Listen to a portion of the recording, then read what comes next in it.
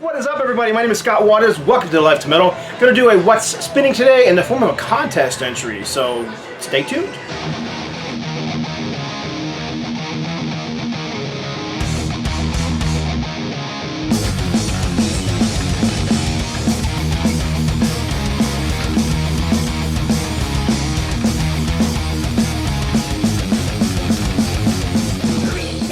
Alright, so I don't usually do contest videos. I decided almost 2 years ago now, I think, that I was going to not do contest entries anymore. Frankly, I was just running out of time. I didn't have, wanted to do the stuff I wanted to do, plus contest entries. There was just so many of them happening, and I just stopped doing them. And then I offended a good friend of mine because I didn't do his contest entry, and you know what? I was like, I'm just not going to do contest entries anymore. It's just, not worth my time. I just didn't do them. But rules are meant to be broken, and it wasn't really a rule anyhow. Just something I decided to stop doing. But I am going to do this one. Why? Is it because this guy's cooler than anybody else? No. It's actually a contest by Brenden Van D. Brenden V-A-N-D. And he's doing the good, the bad, and the ugly contest. And I just kind of liked the idea of the whole thing. So I've seen several videos of people showing it. So I just thought I was going to jump in and do it too. I don't even know, for all I know, the contest could be over. So I'm just doing it just because I think it's a cool idea. So there you go. So I'm going to start off with the good.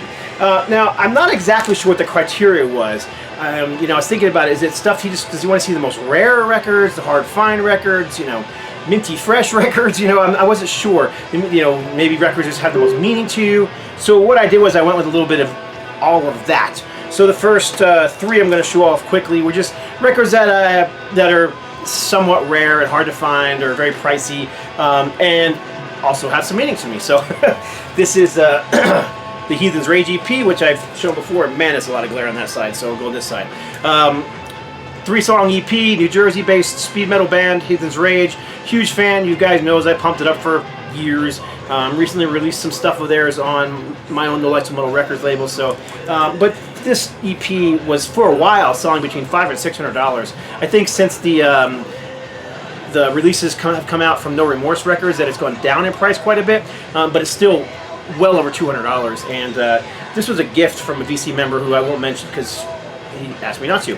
And I just blown away because this is such a huge want on my list for decades. I owned this as a kid. I grew up with this band in high school. I had my copy. I sold it in 1990 as like an idiot, and basically I've been trying to get it back ever since 1990. And just about maybe a little less than a year ago, this finally made it into my collection. So very cool, Heathen's Rage EP. Like I said, speed metal, USA, great band, great release. It is a very raw, rough recording, but it's metal, and I kind of like the 80s raw, rough recording, so there you go. Next up, the first pressing of Anvil's Hard and Heavy when the band was still called Lips. This is another gift from a friend. Now this is a whole different story. This wasn't somebody in the VC, just a good friend of mine who happened upon it and sent it as a gift, just because he knew how much I wanted it. So very cool. Again, this is one of those ones that sells for several $100s. Doesn't show up very often, and I've really never even seen a copy until this one arrived in the mail. So the smile on my face when opening this, must have been, from both sides of the camera, and it's just fantastic to have. So yeah, Anvil, Hard and Heavy, exact same album, earliest pressing of it before the band signed with Attic Records and changed their name to Anvil. This is Lips, Hard and Heavy. These ones people have seen before, and they're not, I guess I should say they're not that rare, but this is one that I like a lot and listen to quite often. But this is Metal Massacre 1. This was the album that started it all for Metal Blade Records, and this is also what helped launch careers of several metal bands. This is the original pressing of this with Metallica on it. Metallica is spelled M-E-T-T-A-L-L-I-C-A, so it's got the misspelling of Metallica on there. It also has I also have this pressing, which is actually just as rare, and it has different track listing from later pressings. So you have Steeler on the original, Cold Day in Hell, which of course was Ron Keel, Ingrid Malmsteen. On later pressings, Black and Blue was put into place. And then also Rat, Tell the World is on here, and a lot of later pressings don't have the Rat single either. Later, later 80s CD pressings and stuff don't have the Rat songs. So, what you got in here? Steeler, Cold Day in Hell, Bitch, Live for the Whip, Malice, Captive of Light, Rat, Tell the World, Avatar, Octave, Cirith Ungol, Death of the Sun, Demon Flight, Dead of the Night, Pandemonium, Fighting Backwards, Malice, Kick You Down, and then Metallica, Hit the Lights. And then the other interesting thing about this is between these two versions, they both have the same Metallica song, Hit the Lights. It's Metallica spelled correctly on this one, but they're not the same version. They actually re-recorded them, so there's more than one version within these two different versions of Metal Massacre. Both of them are very expensive records these days, trying to find the original pressing.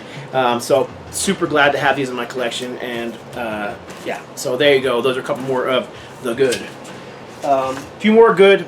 Now these aren't hard to find or rare, they just have meaning to me. Very special meaning. So this is the very first Deliverance album. Repressing, this is 2017. This was, first of all, I love Deliverance. They're a great band. I've been a fan of them since the first record. I've seen them live many, many times. I shared a stage with them. I even ended up getting up to sing on some of their songs. So, very cool band. I love these guys. This band here featured Glenn Rogers, who is a good friend of mine, and Glenn has played in Heretic and Hyrax and Primal and Steel Vengeance, among others.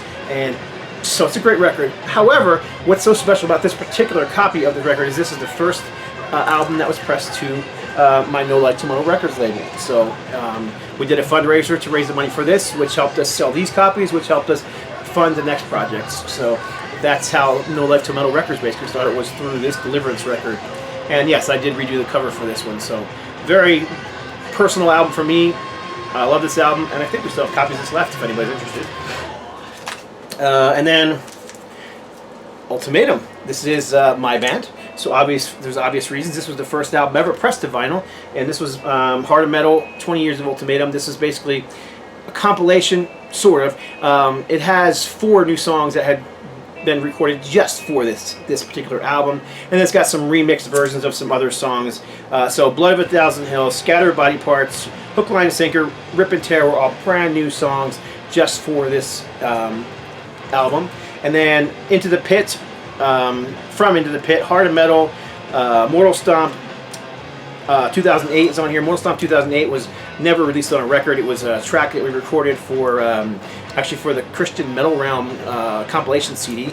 And Blink 2007, it's a remix version of that. One for All remix. So, and then Locked in Chains remix. So I mean, it's a compilation sort of, but it's got several new songs. It's got a couple songs that weren't released anywhere else. So that's kind of what it is. But in any case, it's a kind of a culmination of 20 years of Ultimatum, which is, was the band I was part of and was just a major part of my life for 20 years. And being the first vinyl pressing of this thing, it's just, there you go. That's why it's very special to me. It is also on a very cool looking emerald green color. Might as well show that while I'm at it. Very pretty emerald green, a little bit of marbling in it, white, black marbling in it. So very cool. That's the good. So actually I shouldn't say this is not an expensive record. It is out of print. There was only 300 of these, 300 or 250. I don't remember. I think it was 250 of these pressed. They sold out a long time ago, so you can't really buy them anymore. But I've seen them show up on Discogs and eBay, selling between around $35 to $50, depending on where you get it from. So. All right, now we're going to get into, one more. I have one more for the good. And this album is probably not mint, nor is it necessarily rare, but this is the original first pressing of Dave Clark 5, includes Bits and Pieces. The sticker over top of it. Weird they stuck the sticker right over top of the name of the band, but original pressing, you can tell it's got the original cover art. Later pressings have a different photo here. And Epic Records, it is a mono pressing. This actually belonged to my dad, and it is the only album in my entire collection that belonged to my father, who is deceased and passed away a few years ago. So yeah, I hold this one pretty special and dear to my heart. And besides, I actually like this record. I liked it when my dad played it back in the day, and I've liked it ever since. Glad All Over is one of my, I just love that song. It's a silly song, but it's just one that kind of makes me happy. And I sing it to my wife all the time at the most bizarre, weird moments.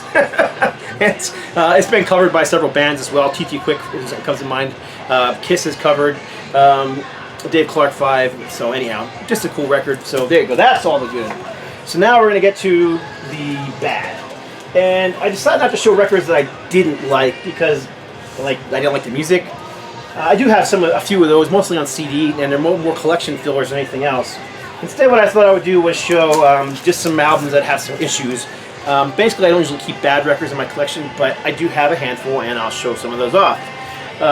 So this one, The Rods. This is the Full Throttle EP, 4-song EP.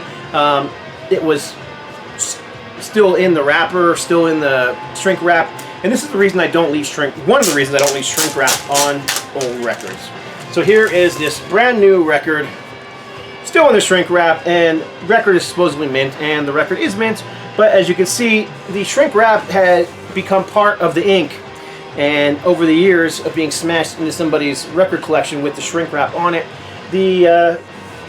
when I took it out of the shrink wrap, you can see it just ruined the ink. It's just, I don't know how well it's going to show up because of but you can see how the shrink wrap had just stuck to the ink and just ruined the cover. So it's not terrible.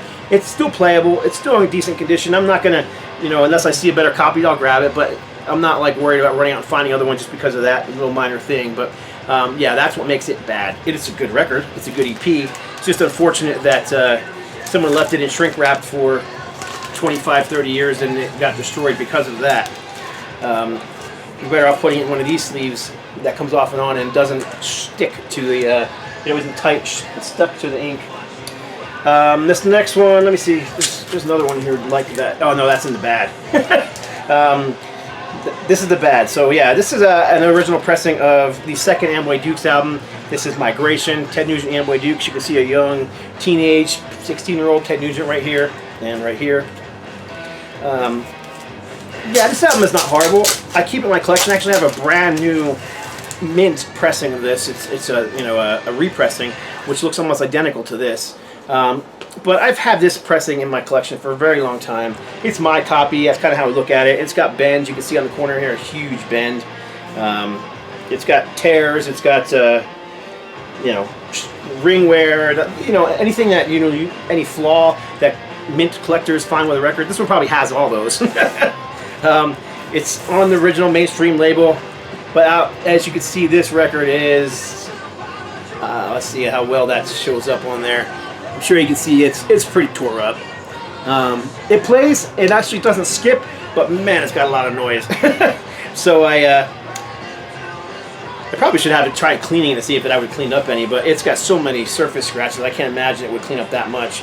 But regardless, like I said, I have a better pressing of it, but I don't ever think I'll get rid of this one. Just because it's something I've had in my collection a long time. I just put it next to the other one. Oh, then there's the the splits in the seams. Yeah, anything that can be wrong with the record, this one has wrong with it. But yeah, like I said, I have a new one, so it's not that big a deal. I just keep it more for sentimental reasons and because it's the original pressing. If I ever found another original pressing that was in better condition, I probably would grab it, just because I like the original pressings, especially of stuff from Nugent. But I don't, I'm not going to rush or spend a lot of money on it when I have a perfectly good play copy and this original pressing. So, all right, this one I just showed it probably in a video not too long ago. I've never seen this one before, so this one could be the good because it's a really cool pressing of the Mama's Boys record. I just never seen that particular cover. This is the original cover on Pussy Records. Jive Records picked this up and released it with a totally different cover, an actual photograph of a mother holding a violin and stuff like that, and a guitar. But this is the original Irish pressing, and I've just never seen one before, and I couldn't believe I saw this, out in a store just when I was visiting in Arizona, so I snatched it up. It wasn't too expensive. I think it was like, I don't know, it was under 20. But yeah, it's got, as you can see, it's got some pretty heavy ring wear on it. And the record needs to be cleaned. It needs a spin cleaning because it's just filthy. No amount of running anything on top of it's going to clean it. So one of these days I'll have a friend who owns a spin clean it for me. But as of right now, it's bad for that reason. But I just like it because of the cover art, really. I mean, I have a good play copy of that album. The mix is identical. I don't think they ever remixed it or remastered it or anything. So it's identical. But just to have that original Pussy Records cover in the collection is cool. Yeah, this one I have, no kidding, I probably have 6 copies of this on vinyl. But this is the only one I have of this particular album. I love this album. This is like, to me, this is like where heavy metal got its roots. You know, this is recorded in '69, released in 1970. This is my one and only NEMS pressing. I've got several other pressings of this, including one of the more recent, you know, reissues that sound great. That's actually the one I usually play. But this one's just cool because it's the, like I said, it's the NEMS pressing. But what's bad about it? Someone wrote the name on it. Someone else tried to erase it with an eraser, so they just erased the ink right off there. And you can see on the back right here, they did the same thing. I'm not sure how well that's showing on the video, but yeah, this whole area right here has been erased. Somebody apparently wrote their name on the front and back. And also you can see there's some lifting up of the ink where I don't know, it must have been stuck to something and they just tore it off. But what's cool about it is it's the original gatefold pressing with the upside down cross. Of course, Sabbath hated that upside down cross. Never wanted an upside down cross. That was never their message. And but still, it's just cool to have because you just don't ever see it. It's on the NEMS Rit label. The vinyl's in decent shape. I mean, it's probably a VG plus, so it's very much playable. It's just, you know, when you're talking about picky collectors like myself, the flaws in the vinyl or in the cover make it the bad. You know, people writing their names on it is annoying. But frankly, I think the erasing is worse than the name on the front and the back. And regardless, there you go, Black Sabbath, NEMS label, 1970. Last one in the bad. This is actually a trade I did with somebody in the VC, and I'm not complaining about this one. I've always wanted this cover. Again, this one is, the cover looks fantastic. So the bad here is not necessarily the cover.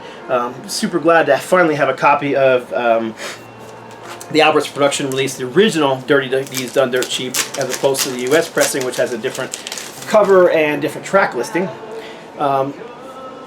The problem, what makes it bad, and it's not horrible, but it's probably worse than most that I would allow in my collection, is it's definitely been played. It's lovingly played. It's got some wear. It's nowhere near as bad as that Amboy Dukes record I showed not so long ago. But it does snap, crackle, and pop. And I do like this record more so than the US pressing. So I still play this one.